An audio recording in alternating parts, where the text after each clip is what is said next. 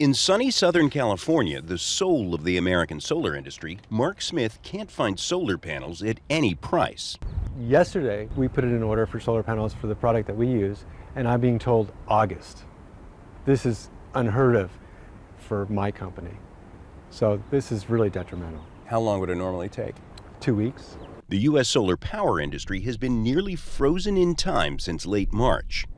That's when the U.S. Commerce Department started investigating whether China was evading U.S. tariffs by shipping solar panels through 4 other countries. And because 80% of the panels in the U.S. come from those countries, Cambodia, Malaysia, Thailand, and Vietnam, almost no one is buying them. They're afraid if they buy them now, later they'll have to pay stiff, retroactive tariffs. And there are few other options. We can almost not tolerate this and survive. Many companies will go under. An industry survey found companies are now considering laying off 38,000 Americans, more than a third of the solar workforce, and could lose $30 billion in lost projects.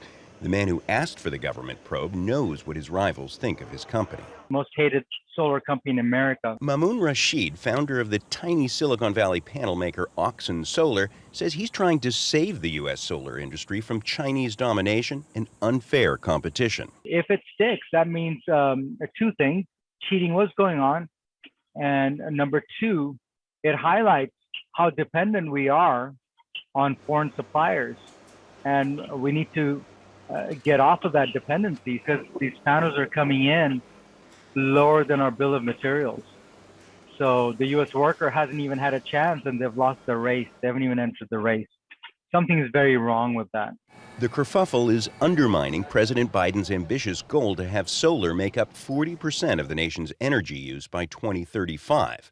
Members of Congress are furious, but powerless. How we shoot ourselves in the foot by allowing this kind of stuff to happen. The longer the situation persists, the more severe the damage will be. The U.S. Commerce Secretary says the probe will take as long as it takes. My hands are very tied here. I'm required by statute to investigate a claim that companies operating in other countries are trying to circumvent the duties. And I'm required by statute to have a fulsome investigation.